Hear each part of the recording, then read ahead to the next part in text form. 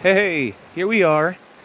We're in Long Valley, and this is the former bridge site where the Chester branch of the Central Railroad of New Jersey used to cross, the south branch of the Raritan River. And this is called the Trestle Trail. Yes, Ev, I'm right here. So this is where it was, and the Black River and Western Railroad first operated over this line. The plan was originally to use a piece of the Rockaway Valley Railroad, but it was severed by Route 78. There's a gas line bridge up this way. And flooding has caused some washouts through here. But this was the Chester branch that was completed through to the town of Chester in 1873. Now this was the original High Bridge branch, right, Ev? It was the original High Bridge branch until the Longwood Valley Railroad became a part of that system, and then the High Bridge branch went the other way. This became the Chester branch. We got some hills and divots here in it where some of the stuff got washed out. This is called the Electric Brook down here. It runs out of Schooley's Mountain Park.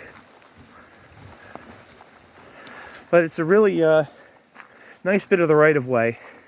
Now this way, it's going to end right up here. But if you were to follow the right-of-way this way, it goes out and onto the Ort Farm.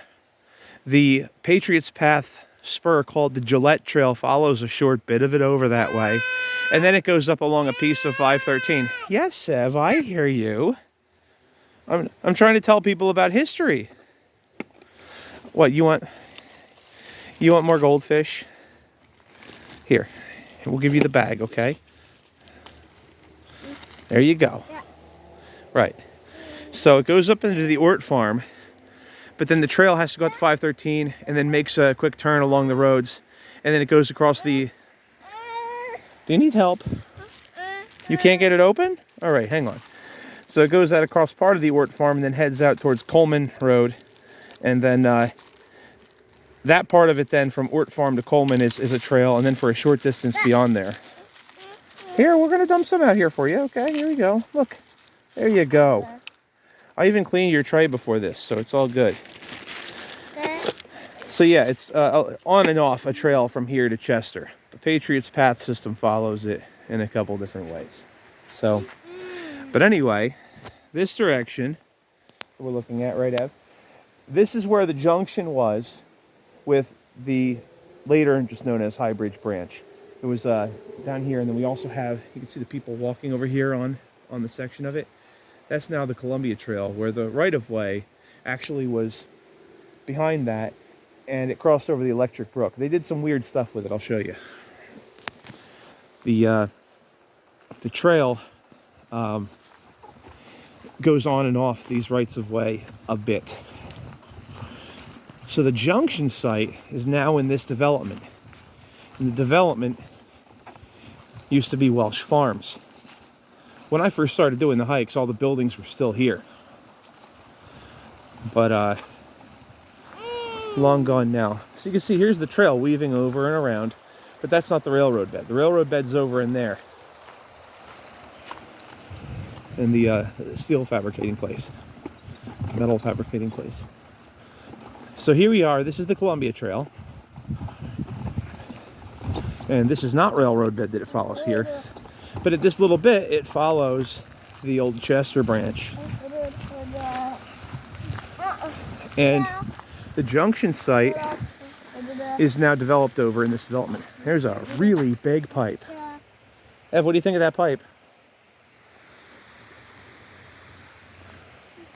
Pipe. Yeah, looks like a tire, kind of. So anyway, the Junction site was out here. And the trail does this weird stuff over here.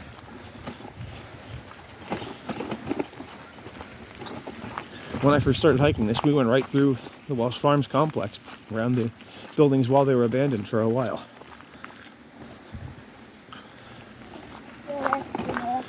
Now over here, they put this giant modesty wall or something or other up where people can't even look over towards the houses. And now we're back on the Jersey Central High Bridge branch this way, but only for a moment. There's a double track here because, of course, the industries used to use the big bridge, right? Yeah, the industries used to use the railroad for their business. There used to be a little walk straight through here too, but Morris County eventually did a formal trail development out and around this property, just like they went out and around the development this way. So we're only on the railroad right of way, the short bit to use its old bridge, and that's it. So we're going back across here.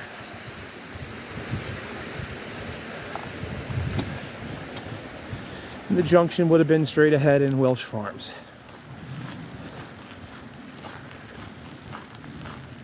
It's amazing all of that's gone now. My dad used to work here when it was open.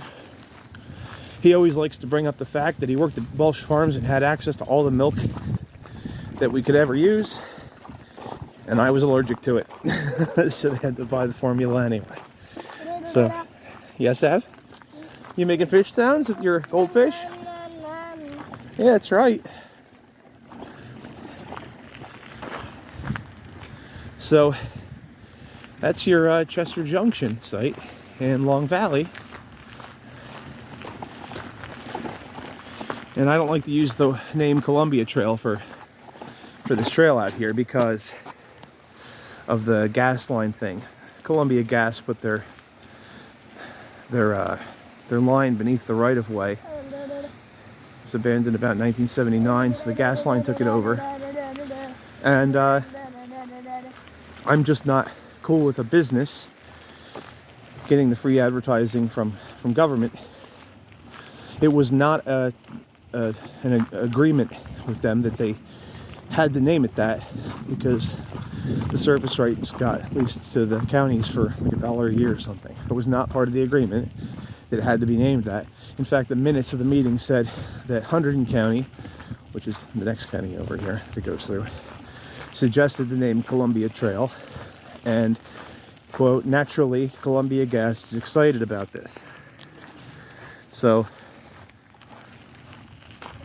technically it shouldn't have been allowed, and I just hate the name for the trail because there's another rail trail that has its western terminus in Columbia, New Jersey, and that's the Paulinskill Valley Trail.